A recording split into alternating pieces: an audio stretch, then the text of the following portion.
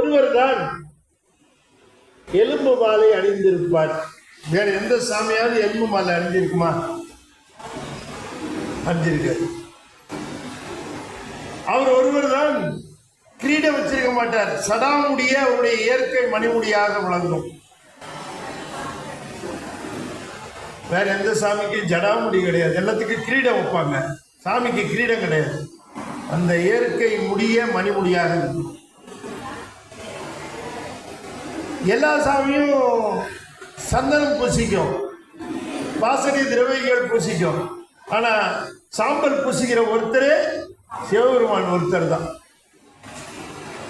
அவன் ஒருவனுக்குத்தான் 3 கண்கள், அவன் ஒருவனுக்குத்தான் பிறை இருக்கும், அவன் ஒருவனுக்குத்தான் கங்கை இருக்கும், அவன் ஒருவன் தான் பாம்பின் படையெடுத்த அணிகளை அணிந்திருப்பான், அவன் ஒருவன் தான் பன்றி கொம்பு அணிந்திருப்பான், அவன் ஒருவன் தான் ஆமையோடை அணிந்திருப்பான், அவன் ஒருவன் தான் அருவமாய் இருப்பான், உருவமாய் இருப்பான், அருவுருமாய் இருப்பான், அவன் ஒருவன் தான் சொரூபமாக இருப்பான், அவன் ஒருத்தன் தான் சுடுகாட்டில் இருப்பான்.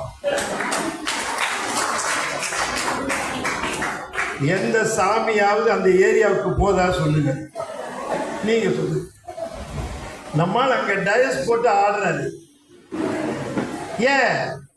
அவருக்கு இறப்பு கிடையாது, அதனால அவர் அங்கே ஆடிக்கொண்டு இருக்கிறார். மற்ற தெய்வங்கள் எல்லாம் இறந்து பிறக்கும், அதனால அது அங்க வரதில்லை. கோயில் சுடுகாடுனர்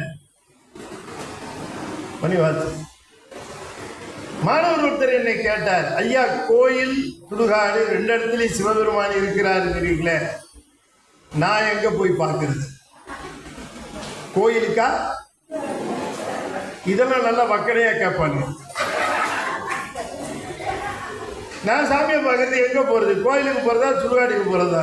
நான் சொன்னேன், தம்பி அவர் கோயில்ல இருக்கிறார், நீ கோயிலுக்கே போ, நீ கோயில்ல போய் கும்பிடு. ஆனா எல்லா பையனும் கோயிலுக்கு வருவேன்னு சொல்ல மாட்டேங்கிறான். இவன் கோயிலுக்கு தான் வரமாட்டேன்னு சொல்ல முடியுமே தவிர அவனை அங்க வச்சு மீட் பண்ணிக்கிறேன். எவன் சுடுகாடுக்கு போக மாட்டேன்னு சொல்ல முடியும்? அதுவும் கோயில் தானே எங்களுக்கு. அப்ப அவன் கோயில் போறான், சிவன் கோயிலுக்கு போறான், இங்க போகவே சொல்லாதவெல்லாம் போறான்.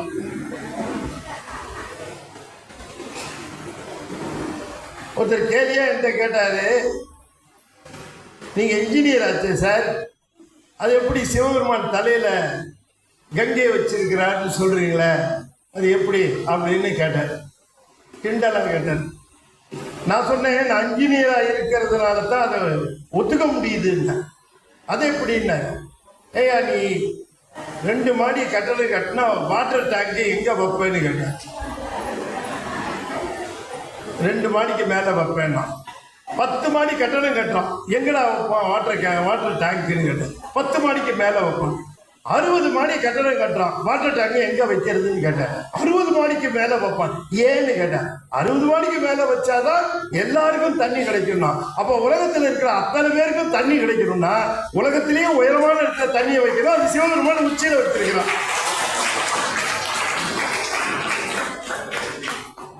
வாட்டர் ஃப்ளோவுக்கு வாட்டர் ஹெட் வேணும்னு வாட்டரை ஹெட்டில் வச்சு காட்டின ஒரே கடவுள் சிவபெருமான் தான். எல்லா அன்னையிலிருந்து அவர் என்கிட்ட ஒன்றும் கேட்கறதே இல்லை. சிவபெருமானுக்கு சொல்லப்படுகிற அடையாளங்கள், அவன் தான் முழு முதற் பொருள், அவன் பிறவான் இறவான், பிறப்பிறப்பில்லாதவன்.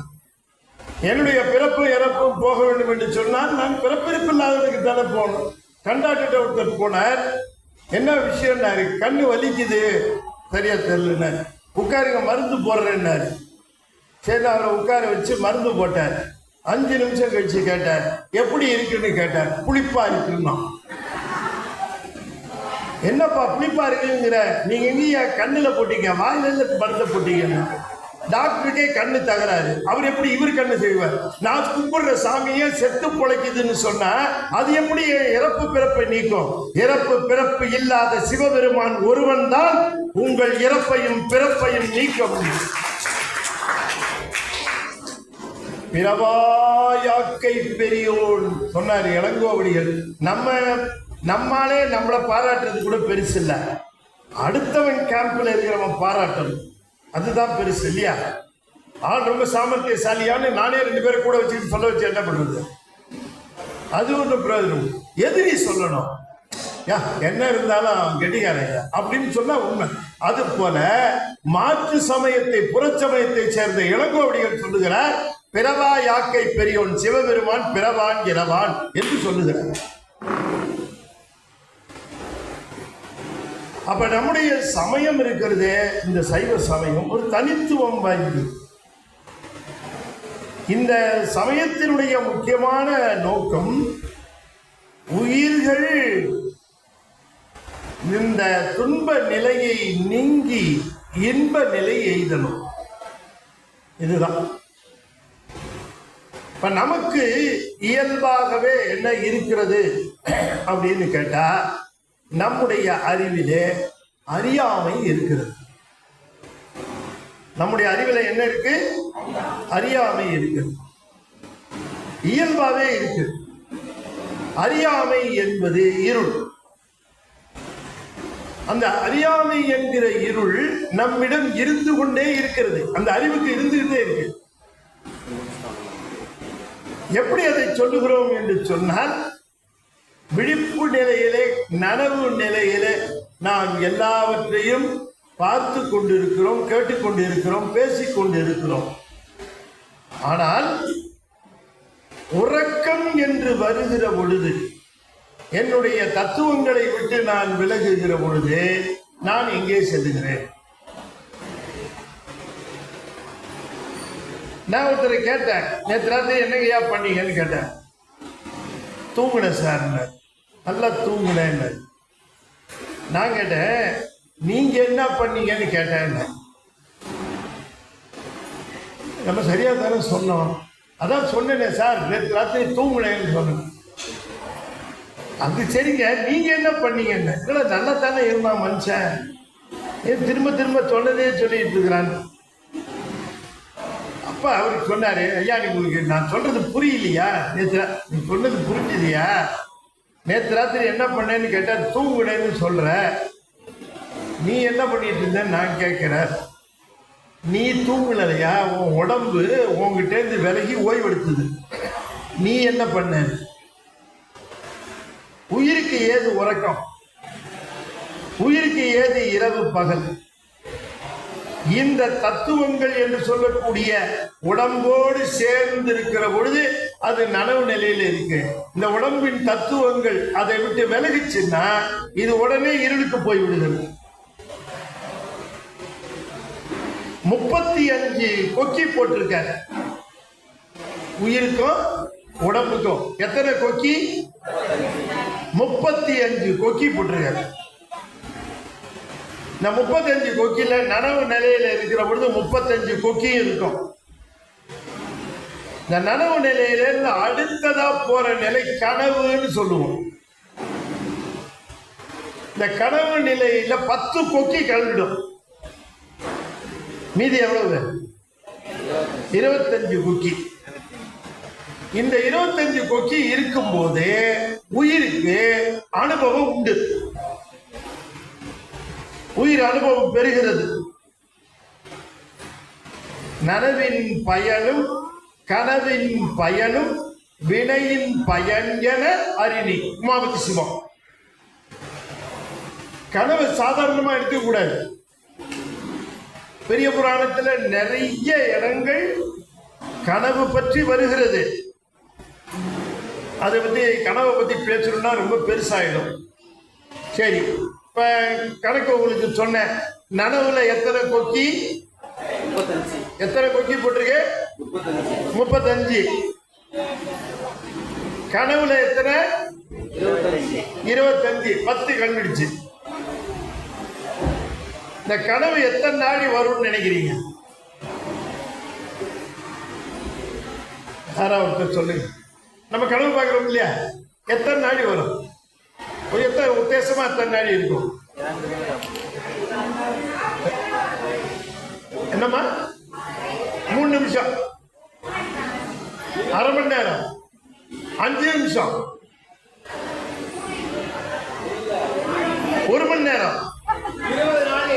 20 நாழிகை.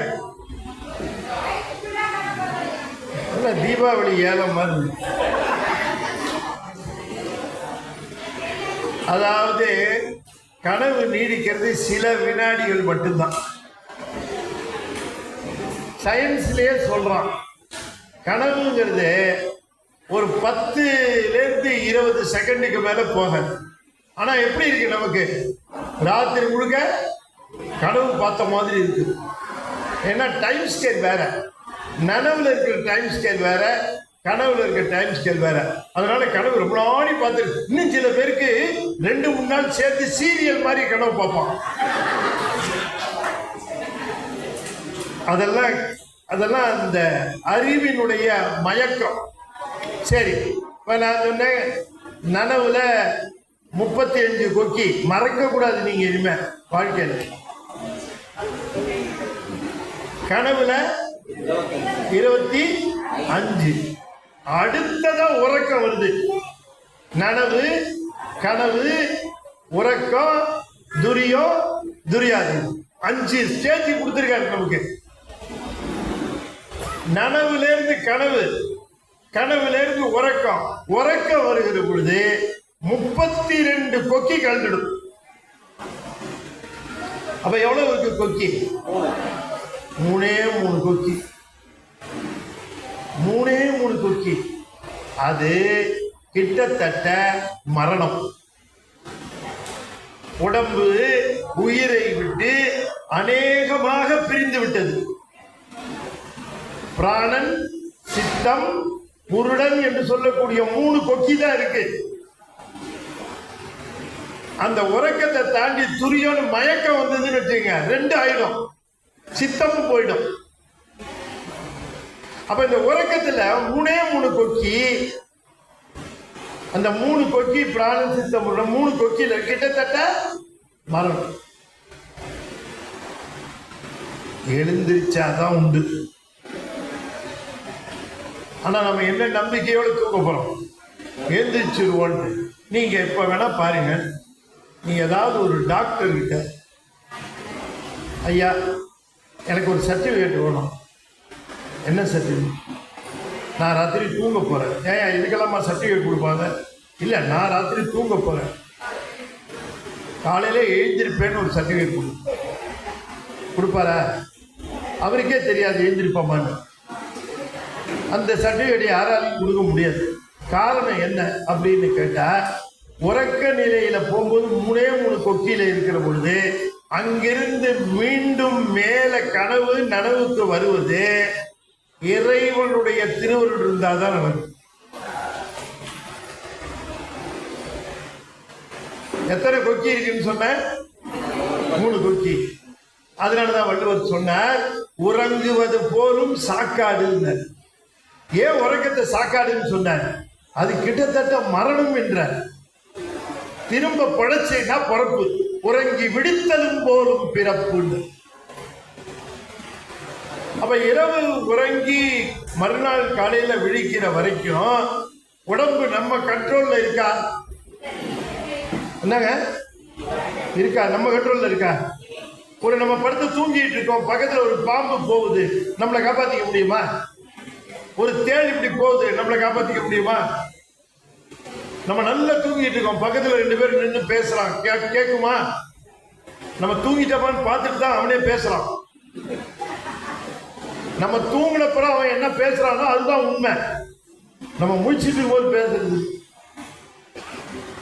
அப்ப இந்த உடம்பு இருந்தும் இல்ல. நல்லா கவனமா கேட்கிறீங்களா? இந்த உடம்பு இருந்தும், ஏன்னா இந்த உடம்பை நான் பாதுகாத்துக்க முடியல. இதுக்கு என்ன ஊரு நடந்தாலும் தெரியாது. இப்ப நான் உங்களை ஒரு கேள்வி கேட்கிறேன். இப்ப இந்த உடம்பு நம்ம கண்ட்ரோல்ல இல்லையா? இல்லையா? இல்ல இல்ல. ஆனால் இந்த இதயம் துடிக்குதா இல்லையா? இதயம் துடிக்குதா இல்லையா? என்னைக்காவது நீங்க 2:30 மணிக்கு அலாரம் வச்சு எழுந்துச்சு இதயம் துடிக்குதா? துடிக்குது அப்படின்னு செக் பண்ணிருக்கீங்களா? இல்ல. அப்ப உடம்பினுடைய கண்ட்ரோல், கட்டுப்பாடு நீங்கி போனாலும் உள்ள எதையோ துடிச்சிட்டு இருக்கு. என்ன சார் இது? அப்ப அது நம்ம கண்ட்ரோல்ல இல்ல, நம்ம கண்ட்ரோல்ல இல்ல. இதுக்கு பேரு அநாகதம்னு பேரு. இதுக்கு என்ன பேரு? மூலாதாரம், சுவாதிஷ்டானம், மணிபூரகம், அநாகதம், விசுத்தி, ஆக்ஞம் அப்படின்னு ஒரு ஆள் சொல்லுவாங்க. இந்த இடத்துக்கு பேர் என்ன? அநாகதம். அநாகதம்னா என்ன அர்த்தம்னா, ஆகதம் அப்படின்னா அடித்தல், அநாகதம் என்றால் அடிக்காமலேயே ஒலி எழுப்புதல். ஆகதம்னா அடித்தல், அநாகதம்னா அடிக்காமலேயே ஒலி எழுப்புதல். யாரு இங்க அடிக்கிறா? லப்பு டப்பு லப்பு டப்பு லப்பு டப்பு லப்பு டப்பு. நின்னுச்சுன்னா வெளியில அடிக்க ஆரம்பிச்சிருவோம். லப்பு டப்பு லப்பு டப்பு லப்பு டப்பு. உள்ள அடிக்குது, அது மாதிரி அடிச்சுக்கிட்டே இருக்குது. இந்த இடத்துக்கு பேரு அநாகதம்னு பேரு. இது ஏன் துடிக்குதுன்னா, இங்கதான் நம்மால் ஆடிட்டு இருக்க. யாரு? சிவபெருமான் இந்த இடத்துல ஆடிட்டு இருக்கு. கோயிலுக்கு போனீங்கன்னா, ஆகம முறைப்படி கட்டப்பெற்ற கோயிலாக இருந்தால் அந்த கோயிலை பார்த்தீங்கன்னா கருவறை எங்க இருக்கும்னா புருவ மத்தி. அப்படியே நீங்க ஒரு கோடு இப்படி இழுத்தீங்கன்னா இந்த புருவ மத்தியிலிருந்து இந்த ஹார்ட் எவ்வளவு தூரமோ, என்ன ஆங்கிளோ அதே தூரம் அதே ஆங்கிள் நடராஜரை வச்சிருப்பாங்க. நீ கோயில்ல போய் அடுத்த செக் பண்ணுங்க. மூலவரில இருந்து நடராஜர் எங்க இருக்குன்னு பாருங்க. புருவ மத்தியிலிருந்து இதயத்தில் இருக்க தூரம். விமானம் மேல சகஸ்திராரம். அப்ப இந்த பெருமான் அங்க ஆடிட்டு இருக்காரு. எங்க? இந்த இதயத்தானத்துல ஆடுறாரு. அவர் அங்க ஆடுறதுனால அந்த இடத்துல வைத்து காட்டுகிறோம் திருக்கோயில்ல. அங்க ஆடிக்கொண்டே இருக்கிறார். இப்ப நான் எங்க போனேன்? நான் எங்க போனேன்? இருளுக்கு போயிட்டேன். என் உடம்பை விட்டு பிரிஞ்சவன் நான் எங்கம்மா போனேன்? இருளுக்கு போயிட்டேன். என்ன கண்ட்ரோல்னு தெரியல, எங்க இருக்கிறேன்னு தெரியல, யார் சுத்தி இருக்கிறாங்கன்னு தெரியல. நான் இருளுக்கு போயிடுச்சு. என்னுடைய அறிவு உடம்பை விட்டு பிரிந்த பிறகு உயிரானது 100 அடி கிணத்துக்குள்ள விழுந்து கிடக்கிற சொம்பு மாதிரி கிடக்கும். 100 அடி கிணத்துக்குள்ள விழுந்த சொம்பு மாதிரி கிடக்கும் உயிர். உடம்போட தொடர்பு ஏற்பட்டாத்தான், அந்த கொக்கிலாம் உடுந்தாத்தான் கண்ணால பார்க்கும், காதால கேட்கும், எல்லாம் செய்யும். அப்ப இந்த உடம்போட தொடர்பு அறுபற்ற நிலையில அது இருளுக்கு போய்விடும். அது இருளுக்கு போயிடுச்சு உறக்கத்துல. ஆனா இதயம் என்னமா சொல்லுங்க, துடிச்சுட்டே இருக்கு. இது இருளுக்குள்ள போனாலும் இது துடிச்சு. என்ன காரணம்? சிவபெருமான் ஆடுற. நான் இருளுக்கு போனாலும் சிவபெருமான் ஆடுறார், நான் இருளுக்கு போனாலும் சிவபெருமான் ஆடுறார். நள்ளிருளில் நட்டம் பயின்றாடும் நாதனே. இப்ப புரியுதா? நள்ளிரவில் நட்டம் பயின்றாரு நாதன்னா. இவன் கேட்கிறான், நடராத்திரி ஆடுறாரு, யார் சார் போய் பார்க்கறது? ஒரு ஊருக்குள்ள ஆடக்கூடாத நாங்கள்லாம் போய் பார்க்க மாட்டோமா அப்படின்னு கேட்கலாம். டே, அவர் ஆட்டத்தை நிறுத்தினா உனக்கு ஆட்டம் போட ஆரம்பிச்சிருவோம். முன்னெல்லாம் நான் சென்னைக்கு வந்த புதுசுல அந்த சவ ஊர்வலம் வந்தா முன்னால 2 பேரும் ஆடிட்டே போவான். இப்படி எனக்கு கொஞ்சம் வெறுப்பா இருப்பா, அசிங்கமா இருக்கு. என்னடா அவனே இறந்து போறான், அவன் முன்னால இப்படி 2 பேரும் ஆடிட்டு போறான்னு நினைப்பேன். அவன் பிரமாதமா ஆடுவான். அப்புறம் கொஞ்ச நாள் ஆனப்புறம் தான் எனக்கு அந்த தத்துவமே புரிஞ்சுது. அவன் ஏன் ஆடுறான்னா, இந்த பின்னால வராம பாருங்க, பின்னால வராம பாருங்க, அவன் எப்படி ஆடினான் தெரியுங்களா? எப்படி ஆடினான் தெரியுங்களா? இப்ப எப்படி வராம பாத்தீங்களா? ரொம்ப ஆடாத, இப்படிதான் அப்படின்னு சிம்பாலிக்கா காட்டி ஆடிக்கிட்டே வராங்க. அது அப்புறம் தான் அது பொருள் புரிஞ்சுது. சாமி உள்ளுக்குள்ள ஆடினால் நம்ம ஆட்டம், ஆடினால் நம்ம ஆட்டம், ஆட்டுவித்தால் ஆரொருவர் ஆடாதாரே. அப்ப இந்த உடம்பிலே பெருமான் இந்த இடத்துல ஆடுகிறார், இந்த இடத்துல இதயத்திலே ஆடுகிறார். அவர் ஆடுற ஆட்டத்தினால உடம்பு இயங்குகிறது. அதை அந்த ஆட்டத்தை இயக்கத்தை குறிப்பதற்காக இதயத்திலே ஆடி இந்த உடலை இயக்குவது போல இதயத்தானத்திலே ஆடி உலகத்தை இயக்குகிறவன் சிவபெருமான் என்று காட்டுவதற்காக நம்முடைய உடம்பே சிவபெருமானுடைய திருக்கோயிலாகவும் நம்முடைய இதயமே சிவபெருமான் ஆடுகிற கனக சபையாகவும் காட்டி சிதம்பரம் என்கிற கோயிலை படைத்தான் தமிழ். கோயிலுக்கெல்லாம் அர்த்தம் உண்டு. கோயில் உள்ளுக்குள்ள இருக்கிற இடத்துக்கெல்லாம் அர்த்தம் உண்டு. கண்ட இடத்துல கண்ட சன்னதி வைக்க முடியாது. எந்த இடத்துல எந்த சன்னதின்ற கணக்கு இருக்கு. சண்டிகேஸ்வரர் எங்க இருக்கணும், அதிகாரம் வந்து எங்க இருக்கணும், நடராஜர் எங்க இருக்கணும், எல்லாவற்றிற்குமே கணக்கு உண்டு, எல்லாவற்றிற்குமே குறியீடுகள் உண்டு. ஆகவே அன்பர்களே, நம்முடைய உடம்பு இறைவன் தந்தது மட்டுமல்ல, இந்த உடம்பை இயக்குவதும் அவன்தான். அவன்தான் இயக்குகிறான். நாம் என்ன செய்கிறோம் என்று சொன்னால், நாம் இறைவன் இயக்குகிற இயக்கத்திற்கு தக்கவாறு இயங்கிக் கொண்டிருக்கிறோம். எனவே சிவபெருமானுடைய கருணை இந்த உடம்பு, இந்த உடம்பிற்குள்ளே இருக்கும் உயிர், இந்த உயிருக்குள்ளே இருக்கும் சிவம். உடம்பு, உயிர், சிவம். உடம்புக்குள்ளே உயிர், உயிருக்குள்ளே சிவம். இதுதான் பகல் 12 மணிக்கு நம்முடைய அருளாளர்கள் எல்லாம் உணவு உண்ணுவதற்கு காரணம். பகல் 12 மணிக்கு எல்லோருக்குமே என்ன நிகழ்வு என்று சொன்னால், சூரியன் உச்சியிலே வருகிற பொழுது உடம்பின் நிழல் உடம்புக்குள்ளே ஒடுங்குமாறு போல உயிரானது சிவத்துக்குள்ளே முழுமையாக ஒடுங்கும். உடம்பின் நிழல் உடம்பிலே ஒடுங்குமாறு போல உயிரானது சிவத்துக்குள்ளே முழுமையாக ஒடுங்குகிற நேரம் பகல் 12 மணி.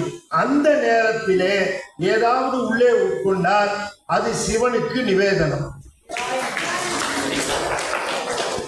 ஆகையினாலே சைவர்கள் அதனை மகேஸ்வர பூஜை என்றார்கள்.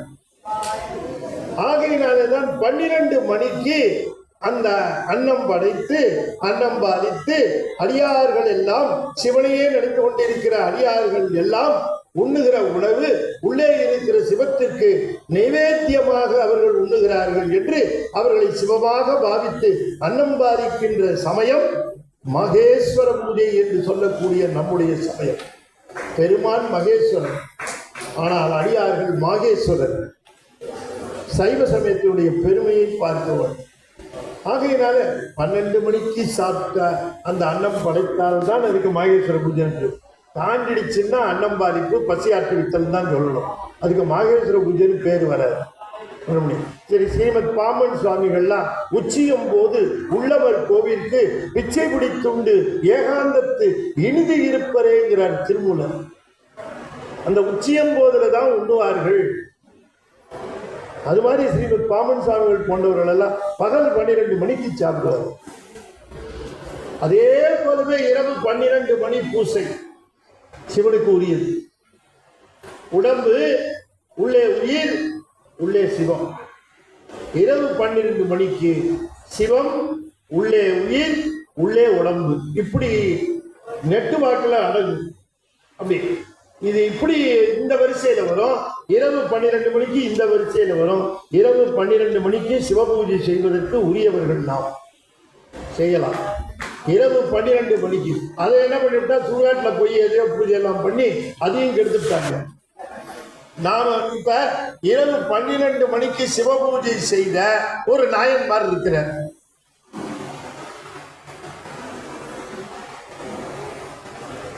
சொன்னீங்கன்னா ஒரு புஸ்தகம் கொடுப்பேன். ஞானத்தில் இருக்காமா?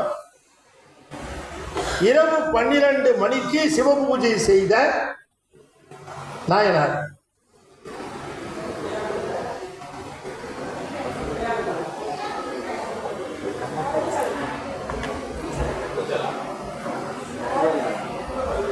சேக்கிலார் எழுதுற. சரி, கிட்டத்தட்ட 55 நாயன்மார் வந்துட்டாங்க. சரி, நாயனார் யாருன்னு கேட்டா நமிநந்தி அடிகள். போய் பெரிய புராணத்தை எடுத்து பாருங்க. யாம பகல் பூசை செய்து ராத்திரி 12 மணிக்கு பூஜை பண்ணுவார். அவர் தான் விளக்கு போட்டார். போட்டுட்டு போயிட்டு வீட்டில் போயிட்டு அதே போல 12 மணிக்கு, இரவு 12 மணிக்கு பூசை செய்கிறவர். அவர் தான் தண்ணீரால் விளக்கரித்தவர், அவரு நமினந்தேடிகள். ஆகையினால இந்த உடம்பு என்று சொல்லக்கூடிய ஒன்று இருக்கிறதே, இந்த உடம்பு அற்புதமான ஒரு பொக்கிஷம், இறைவன் தந்த பொக்கிஷம். எனவே இறைவனுக்கு நாம் வாழைப்பழம், தேங்காய், வெத்தலைப்பாக்கு, பூ போன்றவற்றையெல்லாம் தருவதை விட இந்த உடம்பை தருவதுதான் உண்மையான வழிபாடாக இருக்கும். எத்தனையோ வாழைப்பழம், எத்தனையோ தேங்காய் எடுத்துக்கிட்டு போனாலும் பெருமானுக்கு போய் அது சேருமா? அவர் ஒரு நாளைக்கு எத்தனை வாழைப்பழம் பார்ப்பார், எத்தனை தேங்காய் பார்ப்பார். அவர் என்ன தேங்காய் மண்டியாக வச்சிருக்கார்? இத்தனை தேங்காயை வச்சு அவர் என்ன பண்ணுவார்? இத்தனை வாழைப்பழத்தை வச்சு அவர் என்ன பண்ணுவார்? இத்தனை வெத்தலை பாக்க வச்சு அவர் என்ன பண்ணுவார்? அவருக்கு நல்லா தெரியும், எதெல்லாம் திருப்பி எடுத்துட்டு போக முடியுமோ அதெல்லாம் கொண்டு வந்து நமக்கு கொடுப்பான் இவன் அப்படின்னு அவருக்கு நல்லா தெரியும். ஆகையினாலே எந்த பொருள் இறைவனுக்கு தேவை என்பதை அற்புதமாக மணிவாசகர் சொல்லுகிறார். சிந்தனை நின்றனக்காட்சி நாயினேன் தன் கண்ணினை நின்றிருப்பாத போதுக்கு ஆக்கி வந்தனையும் அம்மலர்க்கே ஆக்கி வாக்கு உண்மணி வார்த்தை காக்கி ஐம்புலன்களார வந்தனை ஆண்டு கொண்ட இச்சை மாலமுத பெரும் கடலை. எனவே இந்த உயிரானது இந்த உடம்பை பொக்கிஷமாக பெற்றிருக்கிறது. இதை உதாசீனம் பண்ணக்கூடாது. இறைவனை அடைவதற்குரிய மிகப்பெரிய சாதனமாக இந்த உடம்பை தந்திருக்கிற தலையே நீ வணங்காய், தலை மாலை தலை கணிந்து தலையாரே பலிதேறும் தலைவனை தலையே. எத்தனை தலை போட்டாரு பாருங்க. நீ ஒத்த தலையை வச்சுக்கிட்டு இந்த பாடுபடுத்துறியடா, நீ ஒரு தலையை வச்சுட்டு இந்த பாடுபடுத்துறிய. அவர் தலைக்கு தலைமாலை அணிந்து தலையாரை பலிதேறும் தலைவனை தலையே. எவ்வளவு தலை போட்டாரு, எவ்வளவு தலை போட்டு யாரையோ தலை தலைங்கிறீடா தருதலை. இவன் தாண்டா உண்மையான தலை. யாரு? அன்னைக்கு இன்னைக்கு என்னைக்கு உண்மையான தலை சிவபெருமான் தான். அப்படிதான் நம்ம தன்மை பிறரால் அறியாத தலைவா சொல்லுவார் மணிவாசகர். தன்மை பிறரால் அறியாத தலைவா அப்படின்பார். அதாவது இந்த தலைவர் இருக்கிறாரு, அவருக்கு தொண்டர்களை பத்தி ஏதாவது தெரியுமான்னு கேட்டா தெரியாது. ஆனா தொண்டர் கரெக்டா சொல்லுவான். தலைவர் இதை விரும்பி சாப்பிடுவார், இந்த நேரத்தில் இங்கே இருப்பார், இந்த நேரத்தில் இங்கே போவார், இப்படி இருப்பார், இன்னது விரும்பி சாப்பிடுவார், இன்னதை விரும்பி உடுத்துவார் என்றெல்லாம் தலைவரை பற்றி அத்தனை விவரங்களும் தொண்டர்கள் சொல்லுவாங்க. ஆனா தொண்டரை பற்றிய விவரம் தலைவனுக்கு ஏதாவது தெரியுமான்னு கேட்டா ஒன்றுமே தெரியும். ஆனா இங்க எப்படின்னு கேட்டா தலைவனை பத்தி தொண்டர்களுக்கு தெரியாது. சிவபெருமானை பத்தி அவர் என்ன போவார், எங்க வருவார், எப்படி இருப்பார். ஆனால் அந்த தலைவனுக்கு ஒவ்வொரு தொண்டரையும் அக்கு வேறு ஆணி வேறாக மிக நன்றாக தெரியும். இந்த தலைவனுக்கு, அந்த தலைவனுக்கு இந்த தொண்டர் தொண்டு செய்வான், கொடி கட்டுவான், தோரணம் கட்டுவான், போஸ்டர் ஒட்டுவான், இப்படி பல்வேறு தொண்டுகள் செய்வான். இப்படி தொண்டுகள் செய்தால் அதனால் பயனடைவது யாரு? தலைவர். தொண்டன் தொண்டு செய்தால் பயனடைவது தலைவர். ஆனால் இங்கே தொண்டன் தொண்டு செய்தால் பயன் பெறுவது தலைவன் அல்ல, தொண்டனே அந்த பயனை பெறுகின்றான். அதனால தன்மை பிறரால் அறியாத தலைவான். ஆகையினாலே இந்த தலைவனாக இருக்கக்கூடிய பெருமானை நாம் அடைவதற்கு இந்த உடம்பை விட்டு போனால்தான் முடியும் என்று அத்தனை விதமான சமயங்களும் சொல்லிக் கொண்டிருக்க, சைவ சமயம் மட்டும்தான் உடம்பு சிவனை அடைவதற்கோ முத்தியை பெறுவதற்கோ ஆனந்தம் பெறுவதற்கோ சிவானந்தம் பெறுவதற்கோ உடம்பு தடை அல்ல, உடம்பு இருக்கிற பொழுதே அதை பெற்றுக்கொள்ளலாம் என்று சொன்ன ஒரே சமயம் சைவ சமயம், சைவத்தின் மேல் சமயம் வேறில்லை. மித்தவெல்லாம் நீ உடம்ப விட்டுட்டு வந்தாதான் வைகுண்டம், நீ உடம்ப விட்டுட்டு வந்தாதான் முக்தி, நீ உடம்ப விட்டுட்டு வந்தாதான்னு சொல்லுகிறான். ஆனா சைவம் அப்படி சொல்லல. உடம்ப விட்டுட்டு போனா கிடைச்சதுன்னு எப்படி தெரியும்? உடம்ப விட்டுட்டு போய் சொர்க்கம் அடைஞ்சவன் யாராவது வந்து நான் இப்ப சொர்க்கத்துல இருக்கிற தபால் ஏதாவது கொரியர் அனுப்புறதா இருந்தா சொர்க்கத்துக்கு அனுப்புங்க அப்படின்னு சொல்லுவானா? யாராவது சொல்லியிருக்காங்க? என்னவா நரகத்துல அடைஞ்சு கிடந்தாங்களாம். அப்ப வந்து அந்த நரகத்து காவலாளி என்ன பண்ணா, ஒரு செல்போனை வச்சு பேசிட்டு இருக்க மாதிரி இருந்தது. இவன் பார்த்தான், இந்த நரகத்துல இருக்க ஒருத்தன் இவன் இங்க இருந்து அதனாலதான் அங்க போனான். அங்க போனவன் செல்போனை பார்த்துட்டு, என்ன நீங்க செல்லு பேசுறீங்களே அப்படின்னு கேட்டானா. அந்த நரகத்தை காவல் பண்றவன் சொன்னானா, இங்கேயும் செல்போன் வந்துருச்சு, நாங்க யமதர்மனை கேட்டோம், நாங்கெல்லாம் கான்டாக்ட் பண்ணிக்கிறதுக்கு வசதியாகணுமே செல்போன் கொடுங்கன்னு கேட்டோம், எங்களுக்கெல்லாம் கொடுத்துட்டாரு அப்படின்னா. அப்ப அவன் சொன்னானா, ஒரே ஒரு நிமிஷம் அந்த செல்போனை கொடுத்தீங்கன்னா நான் கீழே என் சம்சாரத்துக்கிட்ட பேசிடுவேன் அப்படின்னா. அதனால என்ன பேசிக்கிய அப்படின்னு அந்த செல்போனை கொடுத்தாரான். கொடுத்தவொடனே கேட்டானா இவன், கீழே பேசுறமே, அங்க கீழே பேசுனா சார்ஜ் அதிகமானா. இல்ல, நரகம் டு நரகம் ஃப்ரீ சார்ஜ் அப்படின்னா.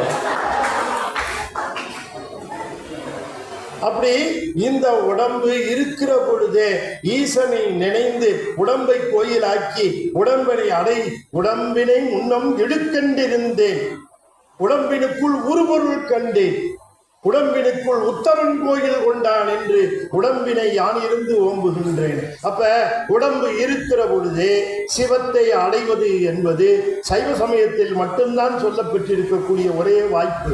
மற்றவெல்லாம் நீ உடம்பு மாயை, அதை விட்டு போனால்தான் முக்தி என்று சொல்லுகிறார்கள். ஆனால் சைவம் மட்டும்தான் அப்படி சொல்லுகிறது. அதனால் சைவத்தின் மேல் சமயம் வேறில்லை.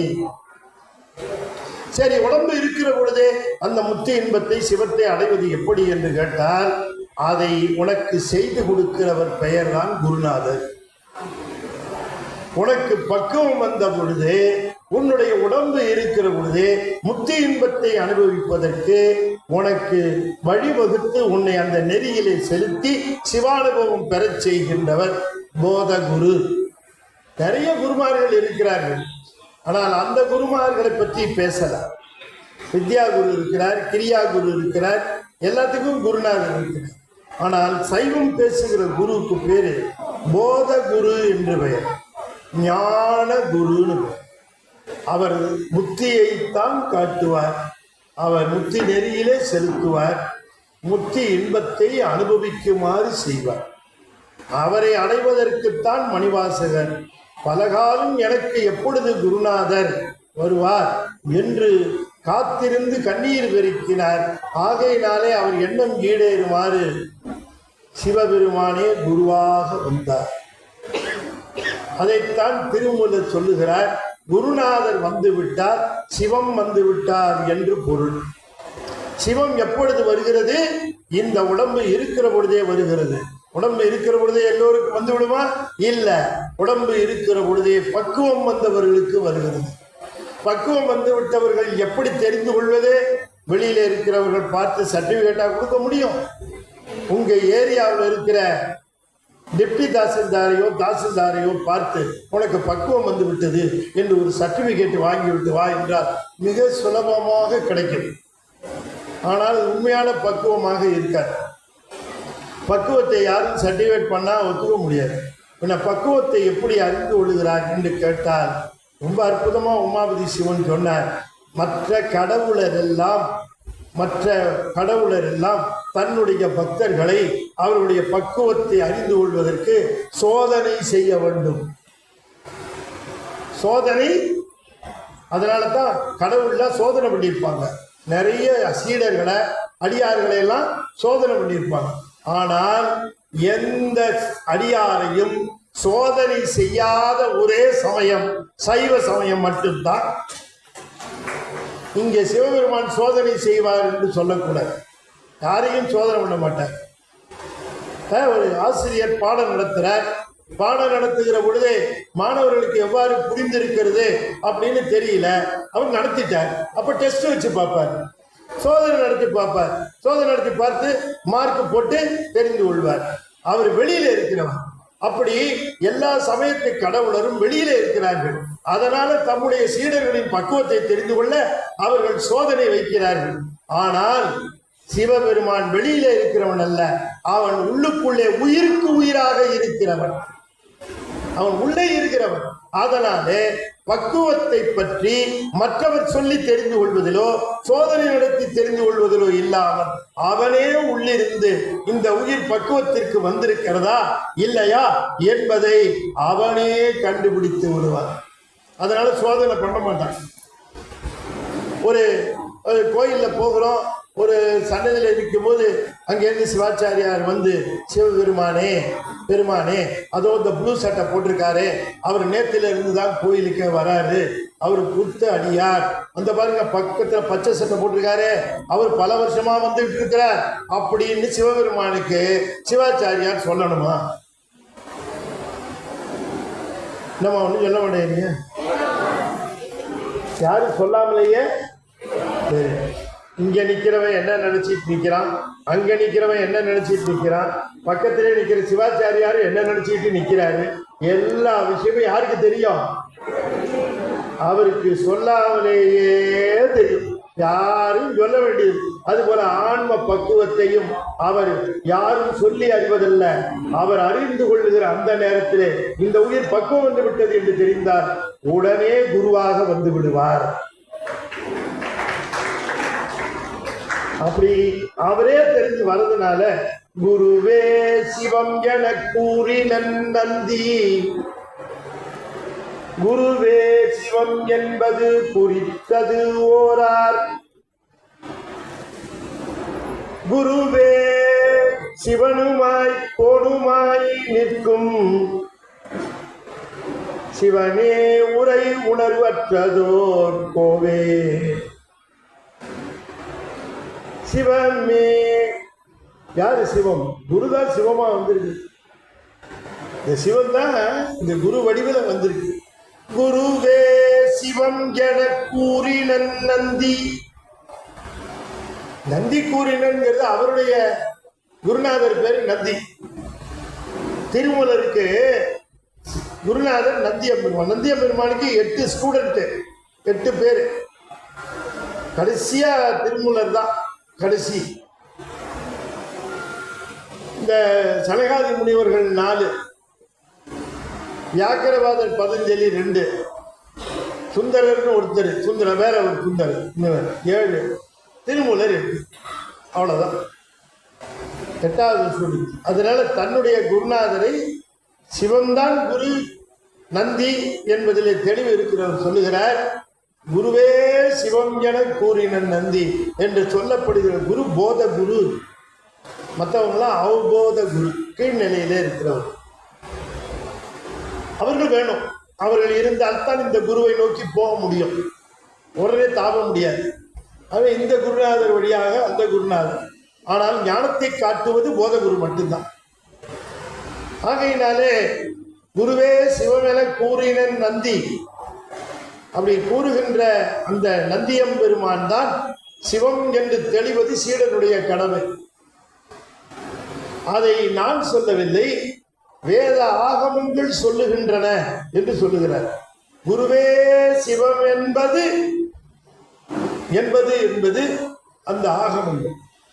குருவே சிவம் என்பது அதை யோசித்து பார்க்க மாட்டேன் என்கிறார்கள்.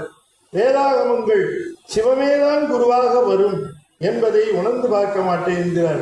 சுத்த சிவம் குருவாய் வந்து தூய்மை செய்து அத்தனை நல்கருள் அதிகானா மூடர் பொய்த்தகுகண்ணால் நமர் என்பர் புண்ணியர் அத்தன் இவன் என்று அடிபடிவார். சிவன் தான் குருவாக வந்திருக்கிறான் என்பது புண்ணியர்களுக்கு தெரியும். மற்றவர்களுக்கு அவர் நம்மள மாதிரி தானே இருக்கிறார், நம்மை போன்ற மானுடர் என்று எண்ணுவார்கள். ஆகையினாலே அந்த குரு சிவம்தான் என்பதை சீடன் தெளிய வேண்டும். தெளிந்த பிறகு என்ன செய்ய வேண்டும்? அவனை பொறுத்த வரைக்கும் இனி சிவபெருமான் வேறு எங்கும் இல்லை, குருதான் அவனுக்கு சிவன். குருவே சிவனுமாய் கோணுமாய் நின்றான். சிவனே குருவுமாய் கோணுமாய் நிற்கும். எனவே எந்த விதமான ஆணைகளை பெற்றுக்கொள்வதா இருந்தாலும் குருநாதர் ஒரு ஆணை சொன்னார், அதைத்தான் செய்வார். குருநாதரையே சிவமாக கருதுவார். சிவமே தேடி வந்தாலும் குருநாதர் சொன்னால்தான் குரு சிவம் என்று உணர்வார். அப்படி குருநாதரையே சிவம் என்று கருதுவார். அந்த குருநாதர் தான் உரை உணர்வு அற்றதோர் கோவே என்று குறிப்பிடுகின்றார். அவருக்கு உரை உணர்வு அற்ற என்று சொன்னார். அருவமாய் ஒரு காலத்திலே உள்ளே இருந்து உணர்த்திய சிவம் இப்பொழுது உருவமாய் வெளியே வந்து இருக்கின்றான். எனவே அருவமாய் இருந்த சிவமே குருவாய் வந்திருக்கின்ற உருவ நிலையிலே வந்திருக்கிறவன். எனவே அந்த உருவத்தை குருவின் திருமேனி காண்டல் தெளிவு. அந்த தெளிவு என்பது குருவினுடைய உருவத்தை காண்பதிலும் திருநாமத்தை சொல்லுவதிலும் அவருடைய திருவார்த்தையை கேட்டலிலுமாக இந்த குருநாதரையே சிவமென கருதுகின்ற பொழுது இந்த ஆன்மா பக்குவ நிலைக்கு போய் கேட்டல், சிந்தித்தல், தெளிதல், நிட்டை என்கிற நிலைக்கு போய், நிட்டை என்பது சிவானந்த அனுபவமாக சிவானுபவமாக ஆனந்தத்தை தூய்க்கும். எனவே நம்முடைய சைவ சமயத்திலே உடம்பு இருக்கிற பொழுதே சிவானுபவம் பெறலாம். அந்த சிவானுபவம் பெறுவதற்கு உயிர் பக்குவம் பெற வேண்டும். அந்த உயிர் பக்குவம் பெற்ற பிறகு சிவபெருமானே குருவாக வருவார். அப்படி சிவபெருமான் குருவாக வந்தால் உடம்பு இருக்கிற பொழுதே ஆனந்தத்தை அனுபவிக்குமாறு செய்வார். அந்த ஆனந்த அனுபவம் பெற்ற உயிர் இனி இந்த உலகத்திலே இந்த பிராரத்தத்தை கழிப்பதற்காக உடம்போடு இருந்தாலும் கூட அது சீவன் முத்தர்கள் என்று சொல்லக்கூடிய உயர்ந்த நிலையிலே அது விளங்கும். எனவே இந்த குருநாதரையே இனி சீடரானவன் சிவனாக கருத வேண்டும். அந்த குருநாதரையே தனக்கு ஆணை தரக்கூடிய அரசனாக கருத வேண்டும். அருவமாக இருந்த அந்த சிவம்தான் இன்றைய நிலையில் உருவமாக இங்கே வந்திருக்கிறது என்று உணர வேண்டும் என்று சொல்லி திருமூலர் இந்த அற்புதமான பாட்டை தந்தார் என்று சொல்லி இந்த அளவிலே குருவே சிவமென கூறினன் நந்தி என்கிற தலைப்பிலே திருமூலருடைய பாடலிலே நாம் விளக்கம் பார்த்தோம். அடியேன் ஞானத்திரள் என்கிற பத்திரிகையில ஆசிரியராக இருக்கிறேன். கடந்த 15 வருடங்களாக வந்து கொண்டிருக்கக்கூடிய ஒரே தமிழ் சைவ ஆன்மீக பத்திரிகை ஞானத்திரள் மட்டும்தான். 16 வருஷம் முடிஞ்சு 15வது வருஷம் முடிய போகுது. இதுல திருமுறைகளை தவிர வேறு செய்திகள் இல்லை. கட்டுரைகள், புதிர்கள் என்றெல்லாம் பல்வேறு விதமான அம்சங்கள் நிறைந்த பத்திரிகை. கடையில் கிடைக்காது. சந்தாதாரராக சேர்ந்தால் இது அரசாங்கத்தினால் அங்கீகரிக்கப்பட்ட சென்ட்ரல் கவர்மெண்ட்ல அங்கீகரிக்கப்பட்ட பத்திரிகை. இது வீட்டிற்கு உங்களுக்கு தபாலில் தான் அனுப்புவோம். அதற்கு வருடத்துக்கு 250 ரூபாய், வருஷத்துக்கு 250 ரூபாய். எங்கள் ஊரில் சரவணபவன் ஹோட்டலில் போய் ஒரு ரவா தோசையும் ஒரு காஃபியும் சாப்பிட்டா பில்லு 250 ரூபா.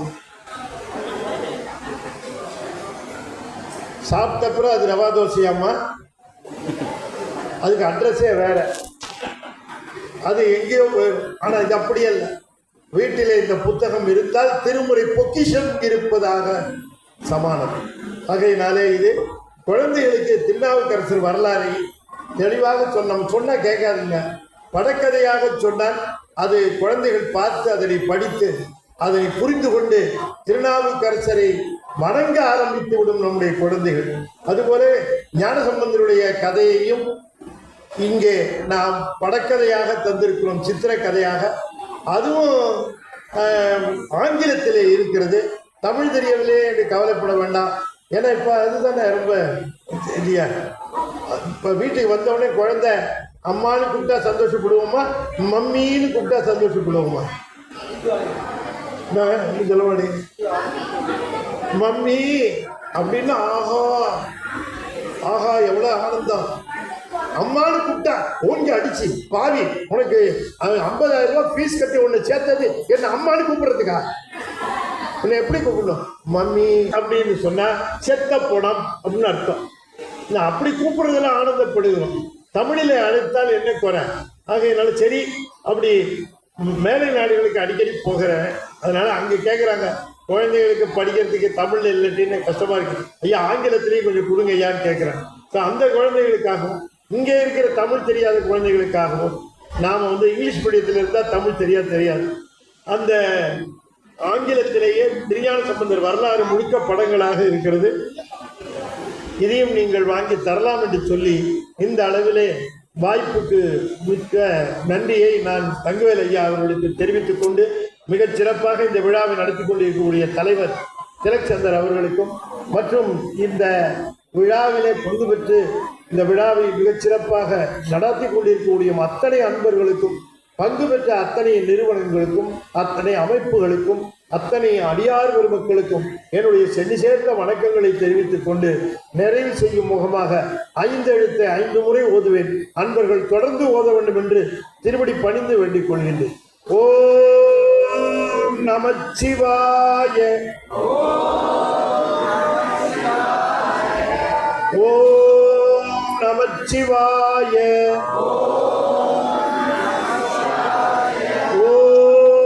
நமச்சிவாய. ஓம் நமச்சிவாய. ஓம் நமச்சிவாய.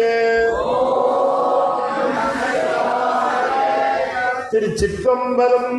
தென்னாடுடைய சிவனே போற்றி.